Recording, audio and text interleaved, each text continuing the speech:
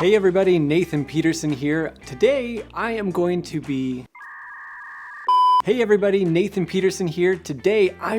reacting to various TikToks based off of exposure therapy. As a licensed therapist, my thought was to watch these videos and review them. What could they do better? See how they can improve on their exposures, or maybe what things they're doing incorrectly. I have OCD, which for me means I have to bring hand sanitizer everywhere, and I'm going to start a series on my TikTok where I face my fears. I obsess over being ill, like it's literally all I think about, and today I'm going to go out without my hand sanitizer and I'm going to go to Oxford Street. That's awesome. So it's super common with OCD. That's the first thing we usually think about is people who have OCD are worried about germs and contamination. This person specifically is. It's actually, there's so many different themes of OCD. Harm OCD, relationship OCD, moral OCD, scrupulosity. Wow, those all rhymed. But ultimately, this is awesome. When people are doing exposure and response prevention, their goal is to move closer to a fear and not do a compulsion. So for this person, a compulsion would be bringing their hand sanitizer. Makes them feel safe. Bye babe, see you later. This is how dry my hands are from using hand sanitizer every day. It's not cute. When I was on the bus, I did have to press the stop button, which I hate pressing, but I use my knuckle. So good. When we do exposures, we try to figure out like a compulsion is anything we're doing to be safe, to feel like we're being safer. So using your knuckle to push a button, is that being safe? Or are you living life the way you want to live your life? And in no way do I want to make it sound like I'm diminishing someone's progress and their goals, but that's something that if I were with a patient doing this, we'd be practicing, we're going to push that with our finger. We're not going to do the safety method. And then I went and smelled all the candles, and I usually would use hand sanitizer after every single candle I smelled, and I didn't. Awesome. Man, like being out in public, doing all of these things, touching handrails, whatever you're doing, and not using sanitizer, like that can be an amazing thing, cause a lot of anxiety as well. Then I had to go to the toilet, so I did wash my hands. Yeah, super important. We set up certain guidelines when people are figuring out when can I wash my hands, when can I not. It's usually after I use the restroom, before I eat, and if I physically see dirt, like I actually have to see dirt. So washing your hands after the bathroom, some people choose if they're doing exposures. Maybe I don't today, maybe I do, but that's okay. You're doing great. I just got back and the first thing I did was wash my hands.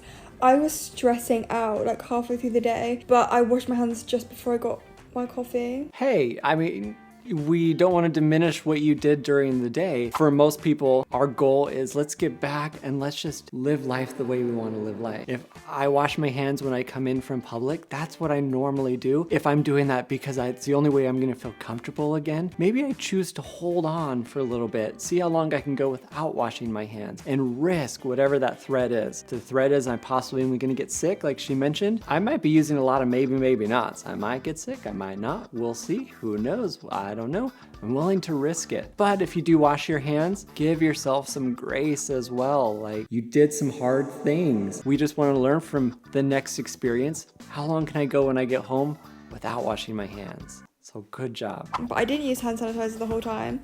So Yes. I guess it just proves that I can go out without it. But I feel like it's going to be such a big challenge. Like, I hate it. I literally constantly feel like my hands are dirty and I can't touch my face. Yeah, man. So if you love doing exposures, you're probably not doing the right exposure. So good job. That is awesome. Amazing. So what gets easier is you do it again and you do it again and you do it again and you do it again. That is how we face fears. Yeah, it's not just like this. Oh my god. Wait. Scorpions. Oh my god. All right, so I know there's people who want to just get views online, which is cool, which is great. So facing a fear, this would be like you're flooding. That's kind of the term. You're flooding. You're going to the top of your hierarchy. I'm afraid of scorpions, so I'm going to play with a scorpion, have it on my hand. Like, usually we don't do that because your brain is just learning that like this is crazy. Some people can and they can get through the moment, but our goal is to respond differently to something like this. So really in my perspective, I'll finish this, but I feel like they're probably going to be in the fear, but they're not going to learn from the fear. Oh my. Oh my god. Okay, on the face. Yeah. I mean, that's like 12. You're a 12. Right now, Colleen! Oh my, no, get it off! Whoa. Yeah, if you come to see me in my office, that's totally what I'm gonna do to you. Put scorpions on your face. Nah, I'm just joking. We're not doing that stuff. That's crazy. So Yeah, you're gonna get a lot of views. It's really great, but don't do exposure and response prevention that way. We start off with something small. Maybe you're looking at a picture of one. Maybe you're writing out the word scorpion. Maybe you're watching a video. Maybe you're going to pet stores and do they have them at pet stores? You're gonna look at it through the glass. You're gonna get closer and closer and closer. Maybe you actually can hold a scorpion. Is that even safe to do? Will they just sting you? I don't know. But that response part is important as well. Whatever the threat is. Yeah, it might sting me. Yeah, I might get in trouble. Yeah, it might whatever. I'm gonna get some disease, possibly, maybe. But for any exposure, we don't do exposures that are going to harm us or harm somebody else. Butterflies scared the shit out of me. So, oh, Sean. It was at this moment that I knew I had made a grave mistake going to the butterfly conservatory to face. Okay, can you, butterflies. What's interesting is that every person can have fears for different things. What I find is it doesn't have to have logic, doesn't have to make sense. And so I think we give people grace, like butterflies is your thing, you don't like it, but really awesome.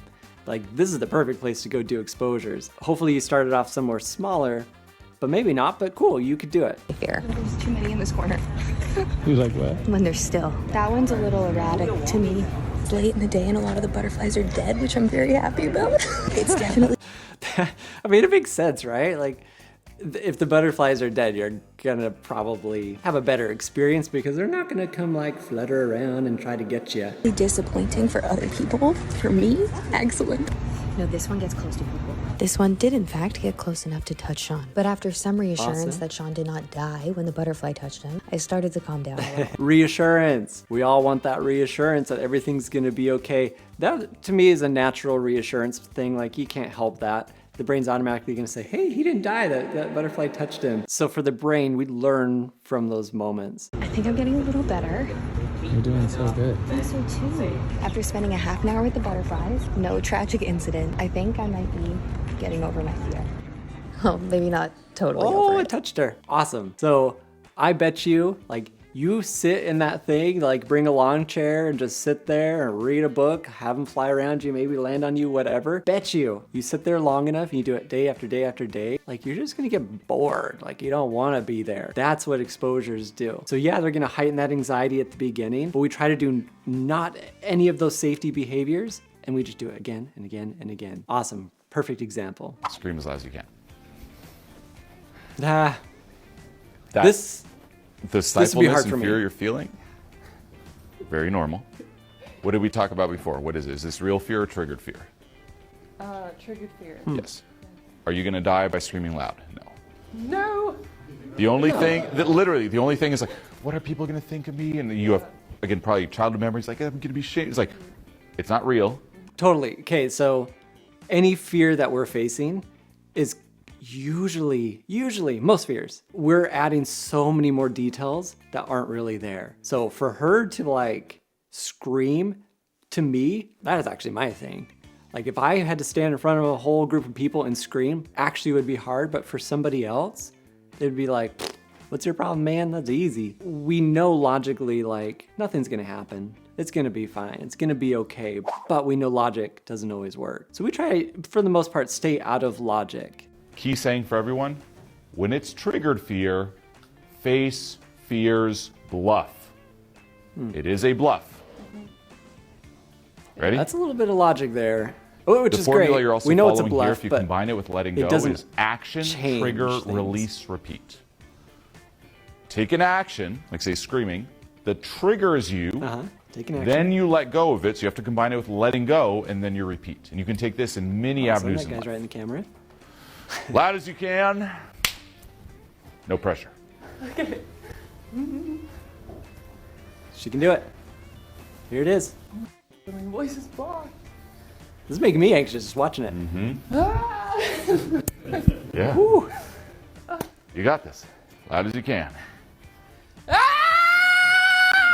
Hey, look at that. Give her a hand. Awesome. I'm not joking, man. I'm feeling little tingles from this thing. That is awesome. He had some good advice there. Usually we do an action. We do want to respond differently to it. So any of the threats, for me, I don't have people say this is a bluff, this isn't real, nothing's gonna happen. Instead, I'm we don't know. Because we actually really don't know. Something could happen. Someone in the back could be like, hey, idiot, get down. Or like, you would literally have no idea, even if it's not likely.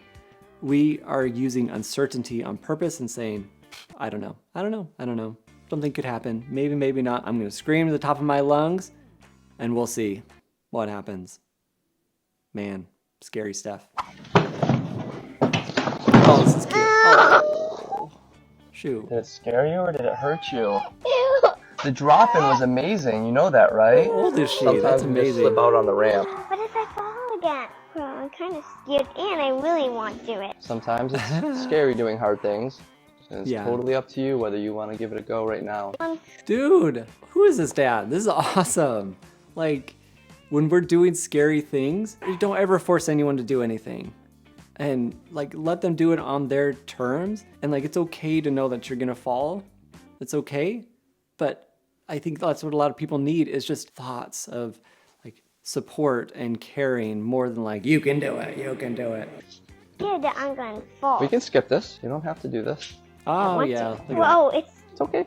Well, okay. Catch. Okay, so I'll do it. 1, 2, 3. Slam!